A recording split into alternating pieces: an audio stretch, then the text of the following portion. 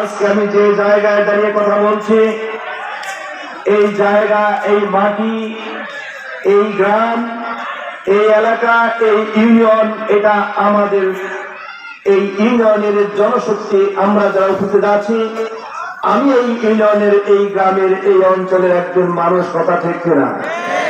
আমি কিন্তু অন্য গ্রাম থেকে, অন্য এলাকা থেকে আসি নাই, ঝাওয়াল ইউনিয়ন থেকে আসি নাই, নবদাসিল্লা ইউনিয়নের একজন আপনাদেরই সন্তান, কথা ঠিক কিনা?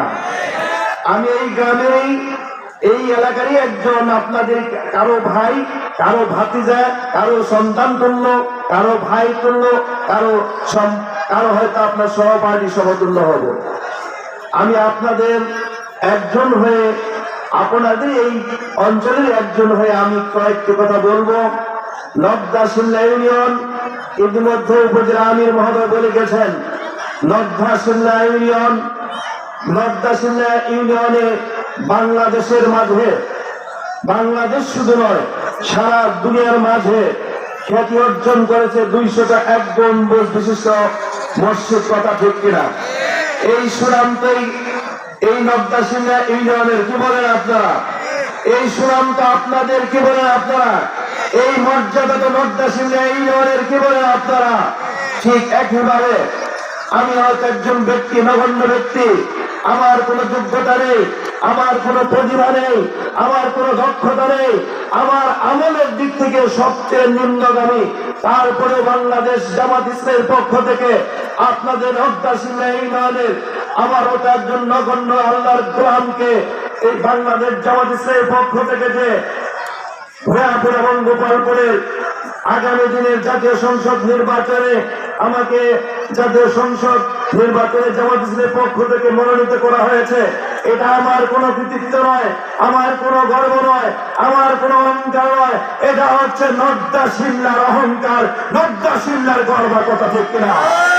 তাদের আমি বলবো, যে প্রার্থী দেওয়া হয়েছে ব্যক্তি হুমায়ুন প্রার্থী নয়, নবদাসিল্লা ইউনিয়নের প্রার্থী, কথা ঠিক কিনা? গোপালপুরের প্রার্থী, কথা ঠিক কিনা?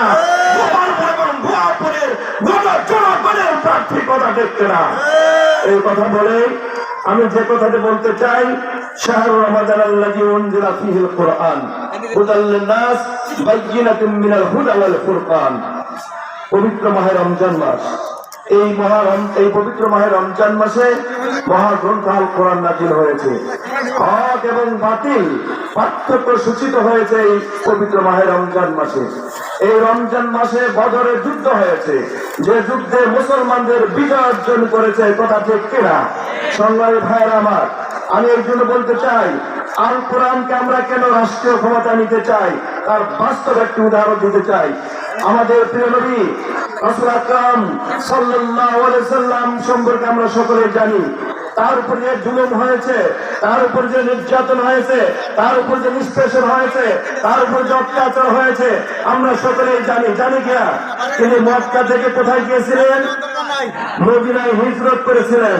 তার বিরুদ্ধে ষড়যন্ত্র করা হয়েছিল, তাকে হত্যার ষড়যন্ত্র করা হলো। ষড়যন্ত্রের মোকাবেলায় আল্লাহ রাব্বুল আলামিন বললেন, তোমাকে এই মক্কার জন্মভূমি, তোমাকে মক্কা ছেড়ে মদিনায় হিজরত করতে হবে। শেষ পর্যন্ত মুহাম্মদ রাসূলুল্লাহ সাল্লাল্লাহু আলাইহি সাল্লাম মক্কা থেকে মদিনায় হিজরত করেছিলেন, কথা ঠিক কিনা? সংগ্রামী ভাইরা আমার, হিজরত যখন করলেন, মক্কার জন্মভূমি যখন ত্যাগ করলেন, তিনি তখন তার ঘরে শায়িত ছিল আলী রাদিয়াল্লাহু তাআলা আনহু। তাকে বললেন, আলী রাদিয়াল্লাহু তাআলা আনহুকে বললেন, হে আলী, আমি তোমার কাছে উদ্বার সম্পত্তি রেখে গেলাম, সাহেবার সম্পত্তি রেখে গেলাম, আবু জেহেলের সম্পত্তি রেখে গেলাম, তারা আমার কাছে সম্পত্তি গচ্ছিত রেখেছিল। অর্থাৎ যে মুহাম্মদ রাসূলুল্লাহ সাল্লাল্লাহু আলাইহি সাল্লামকে হত্যা করার জন্য ষড়যন্ত্র করেছে, রাসূল করিম সাল্লাল্লাহু আলাইহি সাল্লাম ঘরকে চতুর্দিক থেকে আক্রমণ করেছে, বেষ্টন করে দিয়েছে, ঠিক সেই মুহূর্তে আলী রাদিয়াল্লাহু তাআলার কাছে যারাই তাকে হত্যা করার জন্য ষড়যন্ত্র করেছে, তাদেরই সম্পদ আলী রাদিয়াল্লাহু তাআলার কাছে গচ্ছিত রাখলেন। অর্থাৎ যারা যারা রসুলকে হত্যা করার জন্য ষড়যন্ত্র করছে, তারা ওই রসুলের নিকটে তাদেরই সম্পদ গচ্ছিত রেখেছিল, আমানত রেখেছিল। সম্মানিত মুসলিম ইকরাম, আমার কথা কি বুঝতে পেরেছেন? যেমন আপনাকে হত্যা করার জন্য একদল আসলো, ওই দলের লোকজন আপনার কাছে সম্পদ গচ্ছিত আছে, তাহলে আপনি আমানতদার, আপনি বিশ্বস্ত, আপনি আলামিন, আপনি সত্যবাদী, আপনাকে আপনার কাছে সম্পদ রক্ষিত গেছে। রাসূল আকরাম সাল্লাল্লাহু আলাইহি ওয়াসাল্লাম বললেন, হে আলী, আমার সম্পদগুলো, আমি তো চলে যাচ্ছি, আমার সম্পদগুলো তুমি কি করো, যারা আমাকে হত্যা করার জন্য এসেছে তাদের কাছে আমার সম্পদগুলো বুঝিয়ে দিও। কথা বুঝতে পেরেছেন? তাহলে একটা দ্বারা প্রমাণিত হলো আলী রাদিয়াল্লাহু তাআলা সম্পদ রেখে গেলেন, অথচ তারাই রাসূলকে হত্যা করার জন্য ষড়যন্ত্র করছে।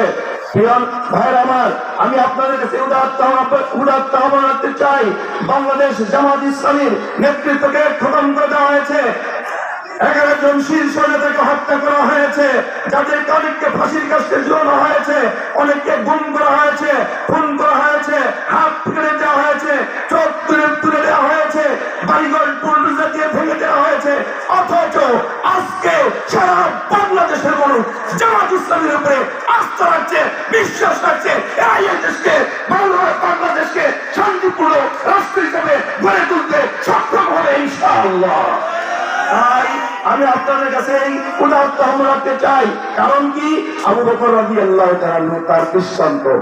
আবু বকর রাদিয়াল্লাহু তাআলা আনহু যখন খেলাফতের দায়িত্ব পেলেন, আবু বকর রাদিয়াল্লাহু তাআলা খেলাফতের দায়িত্ব পাওয়ার পর ওমর ফারুক রাদিয়াল্লাহু তাআলা বললেন, এখন থেকে আপনার আর দুনিয়ার কোনো কাজ করা যাবে না, অন্য কোনো কাজ করা যাবে না, খেলাফতের দায়িত্ব আপনাকে পালন করতে হবে। তখন তিনি বললেন, ঠিক আছে, খেলাফতের দায়িত্ব আমি পালন করব, কিন্তু আমার সংসারটা কে চালাবে?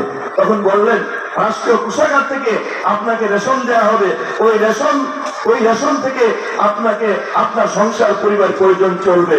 বললেন যে ঠিক আছে, তা যদি হয় তাহলে আমি রাষ্ট্রের দায়িত্ব পালন করব। সম্মানিত ভাইয়ের আমার, দেখুন